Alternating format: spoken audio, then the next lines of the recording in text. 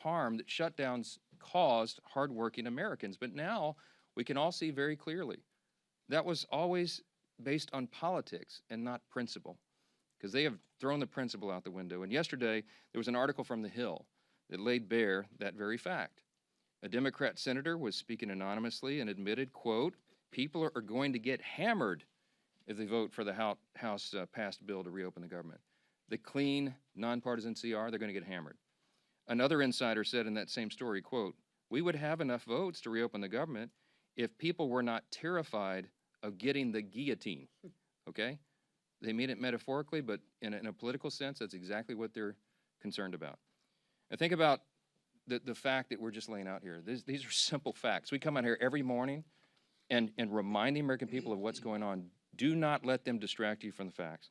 The American people would have an open government if Democrats were not terrified of their radical base. That is the headline. Every single one of you should write that. That's the ugly truth. The Democrats are not governing in good faith. They're covering their own tail. They're out here decrying the so-called forthcoming health care crisis, they say. It's the one that they themselves created. The Democrats created Obamacare. They're the ones that created a subsidy with an expiration date. They're the ones that did all of this. Republicans are trying to fix it.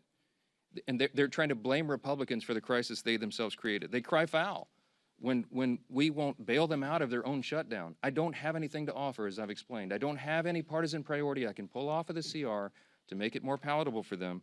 There's nothing to negotiate. They just have to do what they've always done in the past, that they did 13 times during the Biden administration, and they did as recently as March of this year, to open the government so that people can get their services and their paychecks. And they go before cameras incredibly, and they just lie to the American people over and over. It's a stunning thing to watch. It's time to stop the political games. The Democrats have got to stop this so that we can get back to the work here. For the sake of the American people, I hope they do. I hope Democrats finally come to their senses soon and the pain will end so we can reopen the government and get back to the hard work here. Let me say this. Now, while congressional Democrats continue their dangerous political games, the bipartisan House Committee on Oversight is conducting its investigation into the heinous crimes of Jeffrey Epstein. And it has continued. It has not stopped during the government shutdown. You have some of the, as I like to say, some of the toughest bulldogs in Congress on the Republican and Democrat side who are united in this cause for maximum transparency of the Epstein files. I'm for that. Chairman Comer is for that, the Oversight Committee chair. You'll hear from him in a moment. All these leadership team are, all the Republicans in the House are for maximum transparency and always have been. My good friend, Chairman James Comer, is going to give you an update on that shortly, but I just want to make a couple of key points very clearly before I bring him up here. Congressional Democrats are rudderless right now. I don't know how else to describe it. They don't have a message, they don't have a leader, they don't have any identifiable set of policy solutions for the problems facing the American people. Their party continues to hit all-time historic lows in poll after poll after poll, and many of you have reported on that. These are objective facts. They're utterly lost as a party, and everybody can see it. So what are they doing? They see a shiny object, and they latch onto it. Democrats did not say one word about the Epstein files for the entire Biden presidency. They had all the files in the Biden DOJ. They didn't say a word about it. 4 years, not a word. And suddenly now, they somehow convinced themselves that the Epstein files will be damaging to President Trump and Republicans in some way that they've imagined. And so they feign outrage. Let me be very clear about this. I've met with some of the Epstein victims. Some of these brave women have come forward. They were here on Capitol Hill, as you all know. We heard their stories. It's gut-wrenching. It's disgusting what they've been made to go through, and they bravely came forward. We're working around the clock to ensure that justice is served, and also as part of the oversight to figure out why justice has been delayed for so long. All credible information we will ensure is released to the public, and we also, at the same time, are fulfilling our responsibility to protect the innocent victims. By the witnesses' own testimony, these ladies who've come forward, they estimate there may be as many as 1,000 young women who were subjected to these heinous crimes. And many of them have chosen not to come forward and show their faces and reveal their names because it would compound the harm that they've already suffered. And so we want to protect those people. That's the sum total of all of this. That's our responsibility.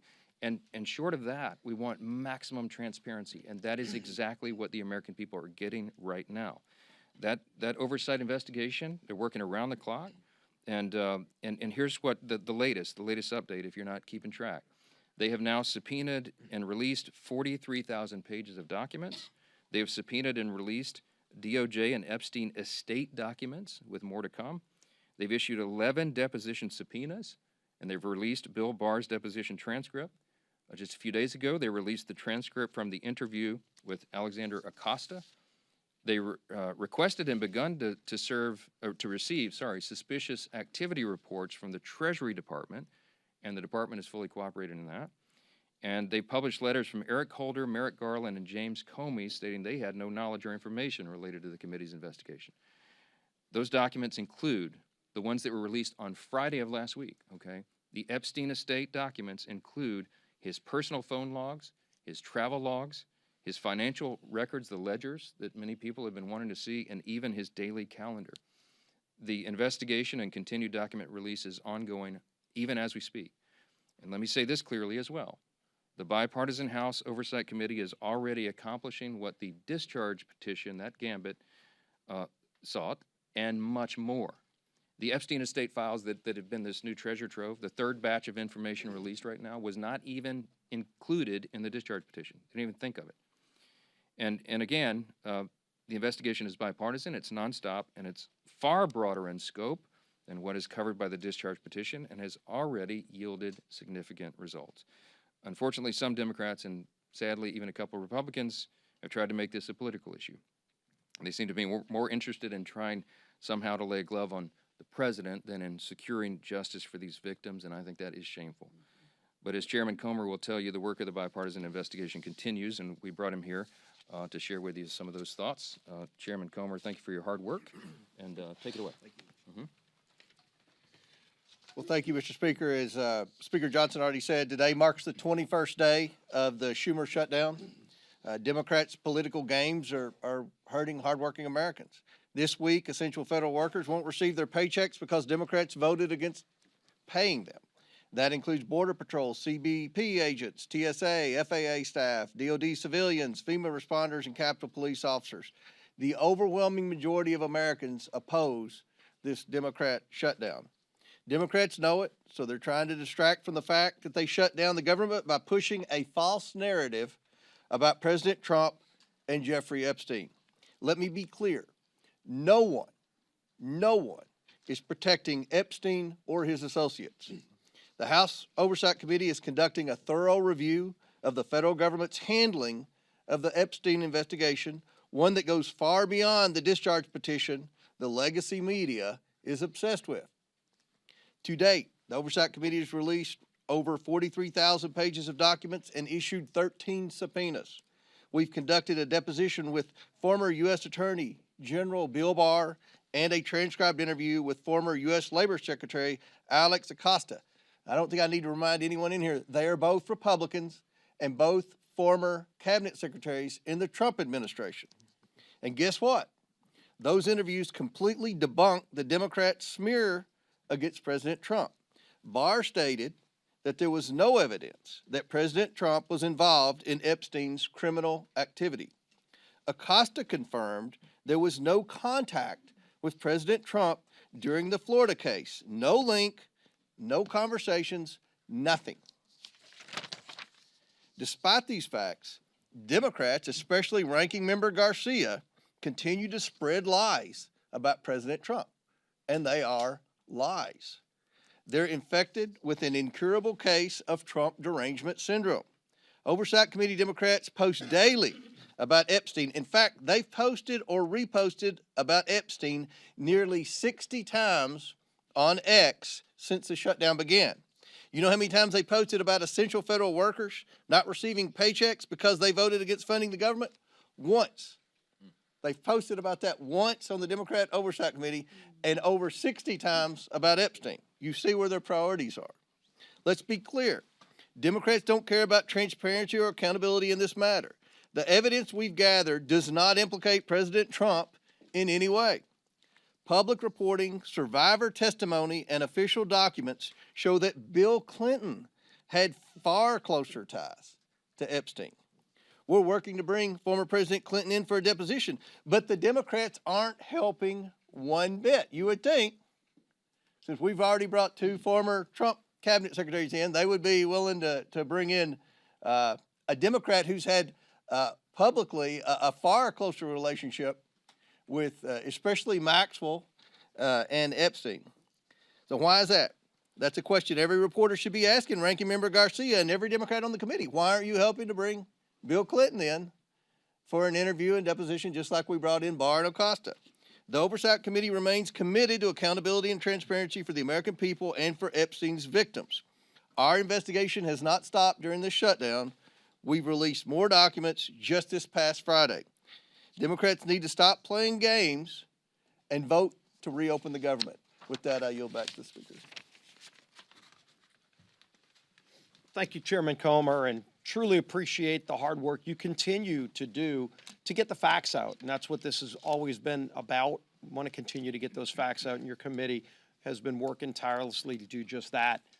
As we enter the 3rd week of Chuck Schumer's shutdown, I think nobody can sum up just what is really going on better than the article yesterday in The Hill. You know, we've been saying up here for weeks that the real motivation behind the Democrat shutdown of the government is that they're afraid of the most radical far-left elements of the Democrat Party base. And yesterday, The Hill, in a pretty riveting article, laid bare the underbelly of the Democrat Party's motivation.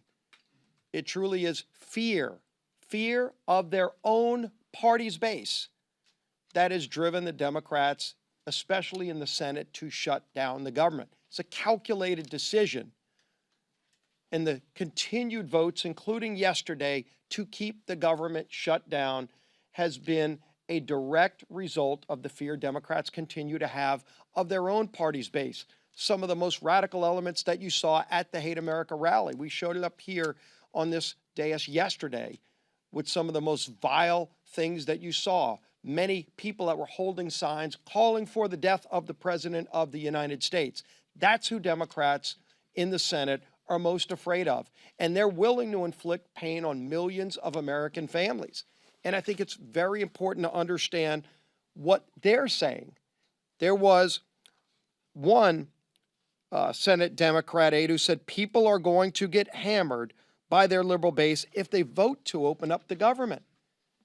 So they're not concerned about the millions of families who are suffering because they're keeping the government shut down. They're just worried about getting hammered from their own base. And the speaker laid out some of this too. There was another senator who said, quote, they'd vote to open up the government yesterday if left to their own devices, but don't want to risk an angry backlash from their base. They'd be more than willing to do it. They know it's the right thing to do to open up the government, but they're scared to death of the backlash from the radicals in the Democrat Party. Another person said enough Democrats would vote to reopen the government, quote, if people were not terrified of getting the guillotine. You know what that means. When they're more scared of their own party's base, you talk about profiles in courage. That's what we're experiencing. And maybe the worst was this, because the speaker's gone over and over with some of the different states and the pain it's causing, not just here in Washington, but all around the country. In every state, there is real pain being inflicted. People that aren't sure if they're going to get another paycheck if they're working for the federal government. And there's a state, Georgia, that has a number of military bases, a lot of other federal workers. NIH is headquartered in the state of Georgia. And what is one of their senators, Senator Ossoff, thinking about all this? Another Democrat said, Senator Ossoff's calculation is, quote, do I vote to open the government up and get crushed and can't raise a single dollar of low dollar money? Or do I vote to shut the government down and get $3 million from online fundraising? That's disgusting. Senator Ossoff is more concerned about getting low dollar donations from maybe some donor in California who's going to click on an email and give him $100 for his reelection. And so he's causing suffering on tens of thousands of people in his home state of Georgia. Senator Ossoff ought to send that tainted, dirty money back. If he's raised $3 million off of the shutdown, off of the suffering he's caused, just so that he can get some more money from radicals around the country, go look at his finance report during the shutdown. The low-dollar donations that he's more concerned about getting than opening up the government, which is the right thing to do, because they're scared to death of their base, because they want to keep getting low-dollar donations from the most radical members of the Democrat Party. That's what this is about. And we've been saying it, but now that Hill article truly exposed it, with anonymous senators finally speaking freely, with other Democrat aides admitting what's really going on their side. And when they asked the speaker, gee whiz, is there something else you can offer? What is there to offer to a party who's so morally corrupt and bankrupt that they're willing to sell out the American people because they're either scared of their base or they want to just keep getting low-dollar donations from donors around the country who are rooting for chaos for America, who want to undermine this country? That's what's going on here. And the American people are figuring it out. People in Georgia are figuring it out. They know why they're seeing the suffering, and their own two senators are voting for that suffering, and now you know why. It's laid out in full display for everybody to see. We're here ready to get back to the people's work for all the American people, not just for some far-left radical base who's holding the Democrat Party in D.C. hostage. Finally show some courage, some moral clarity. All we need is 5 senators to stand up and do the right thing, and it's long past time they do it. Now our whip, time ever.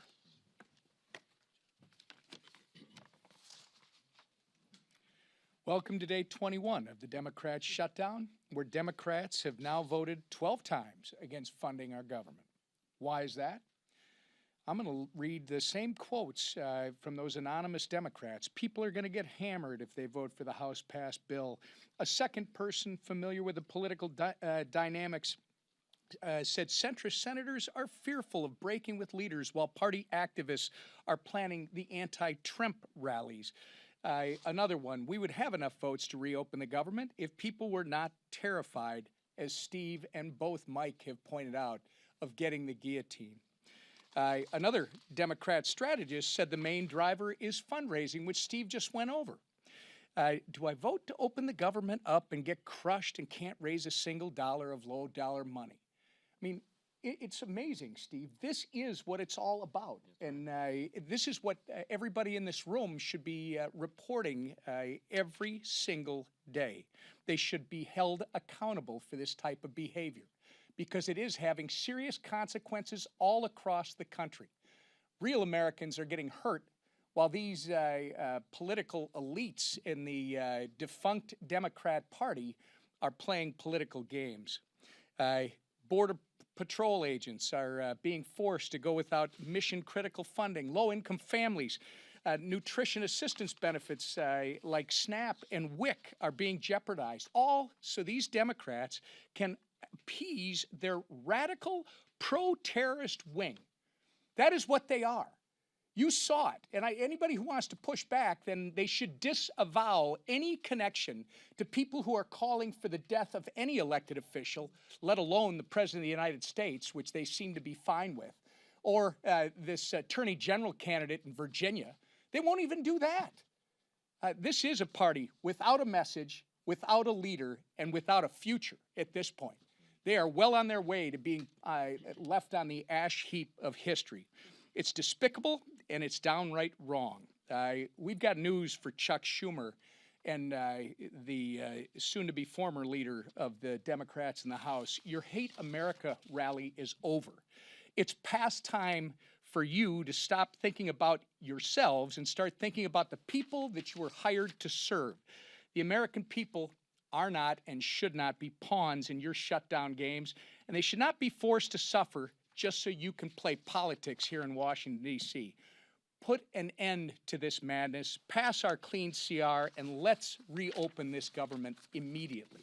Our conference chair. Thank you.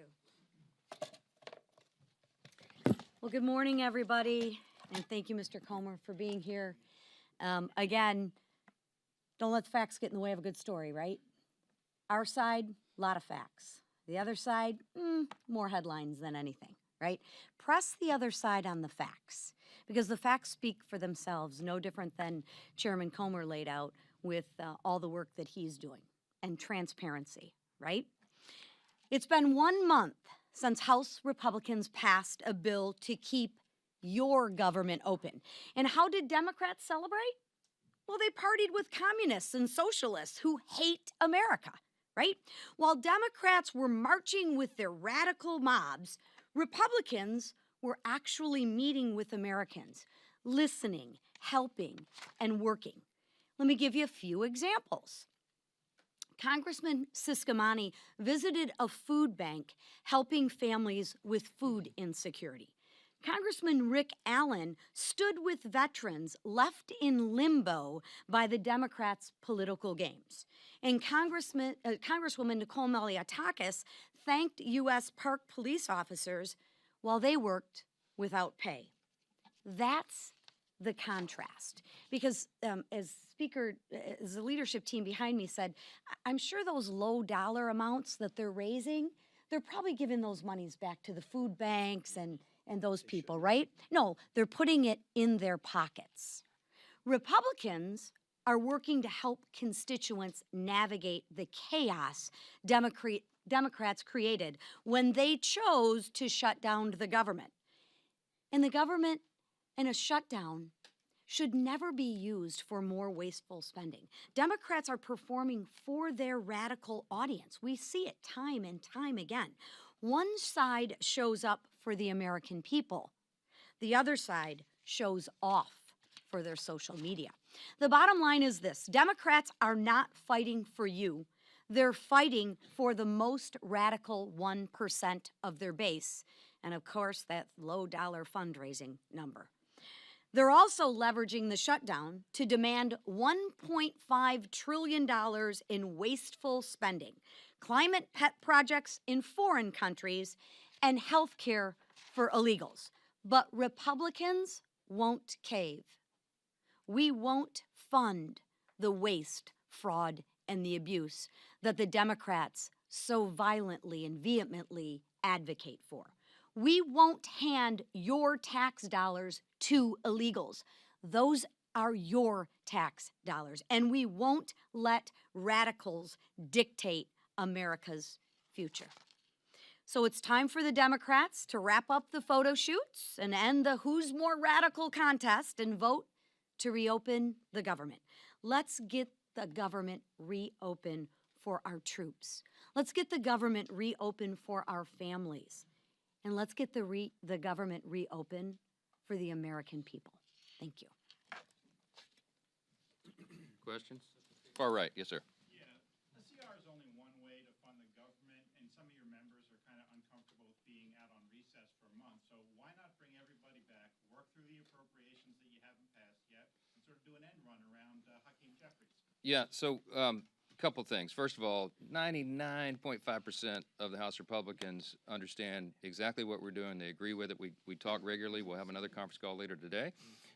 They have been out doing very essential, very important work in their districts, and their constituents appreciate that. I mean, they've been everywhere because, as Chairwoman McClain said, they've got to help cover the bases for the crisis that's been created by the Democrats. Now, the calculus and the strategy on when I bring everybody back, people have said, are you going to change your strategy? And I've said to you all very plainly in good faith, we don't have a political strategy here. I don't have a strategy. We're just trying to do the right thing. We did what has been customary here and passed a simple CR. Again, this is really important, and it should be a headline in your journals as well. This is the first time in history that any party has shut down the government over a clean CR. It's a clean CR. That's the whole thing. There's nothing much more we can do. With regard to appropriations, the House Appropriations Committee has done its work. They got all 12 of the bills through committee, bipartisan fashion, by the way. Got them through committee. Now we got 3 off the floor. Senate got 3 off the floor. They don't match exactly, so they're going to conference committee.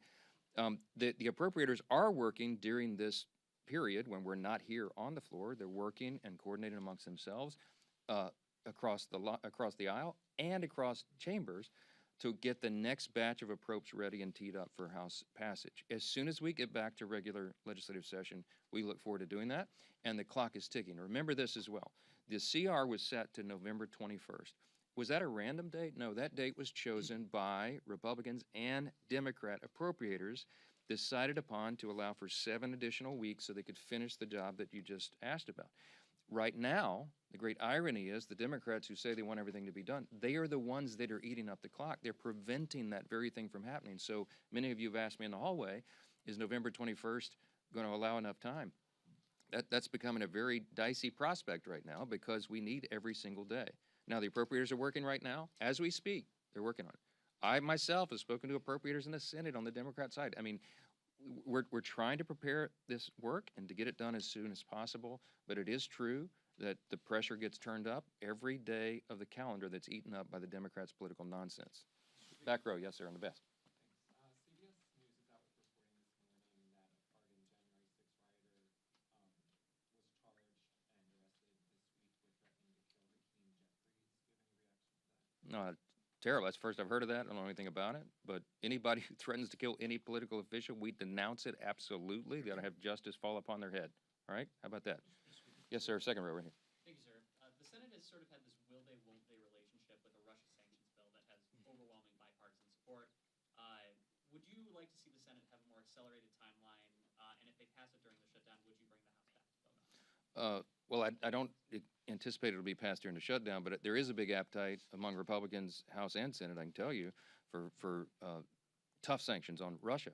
The president, as you know, you can take him at his own word, he's lost his patience with Putin. He's not a good faith operator. Obviously, he's the aggressor in an unjust war, and it needs to end. The president's using every leverage point he has to bring that a resolution, bring an end to that war that's killed so many people and cost so much money, and it's just been a terrible thing. Everybody on the world stage, I talked to my colleagues, my counterparts, the speakers of the various parliaments of the other free countries, the G7 and others, and everybody's unified on this. Everybody wants this to end. President Trump's the only strong enough figure on the world stage who has a chance of doing that. And you know he's bent over backwards to make it happen. Now, what we need right now is we need good faith on the part of Russia and Ukraine, that they would come to the table to work on a diplomatic solution to bring this to an end. The president's trying to force that in every way he can. The Republicans in Congress are ready to provide support for that and any leverage that we can, including sanctions, we're open to, and we'll see how that develops. Last question. For sure. Mr. Speaker, getting back to the threat to Hakeem Jeffries, this is one of a number of individuals who were pardoned as a result of January 6th who have been rearrested on various charges. Did President Trump make a mistake by just offering up a blanket pardon for every single person that was convicted as a result? I don't know any of the details of this at all. I don't know who's been alleged to have been involved in this. I will say that anybody who threatens political violence against elected officials or anyone else should be have the full weight and measure of the Department of Justice on their head. I trust that will happen. I hope it will. We are intellectually consistent about that, obviously. I will tell you this. The violence on the left is far more prevalent than the violence on the right. Don't make me go through the list. You all know it. All of these the assassination culture that's been advanced now, this is the left in almost every case that is advancing this and not the right. So let's not make it a partisan issue. You don't want me to go there. We're just going to say anybody, any deranged individual, this has to stop. And the rhetoric that you saw on display on Saturday, we highlighted yesterday, it plays into this, okay? There are people that get triggered. There are deranged people in society when they hear elected officials participating in a rally that was paid for by Soros and sponsored by communists with signs and placards and mantras that were repeated that we should bring death to, fascist politicians. What they mean is they call every Republican a fascist now. They're calling for the death of elected officials. Please, enough of that. We got to stop it. Stop the rhetoric, stop all the nonsense, and stop the violence. Thank you. Look, I'm not going to address it because I'm not sure of the details of this, and I think we've said enough. You know where we stand, and every one of you should stand there the same way. We denounce violence from anybody, anytime. Those people should be arrested and tried. Thanks. Should the president have bipartisan negotiations to end the shutdown? Why isn't he involved?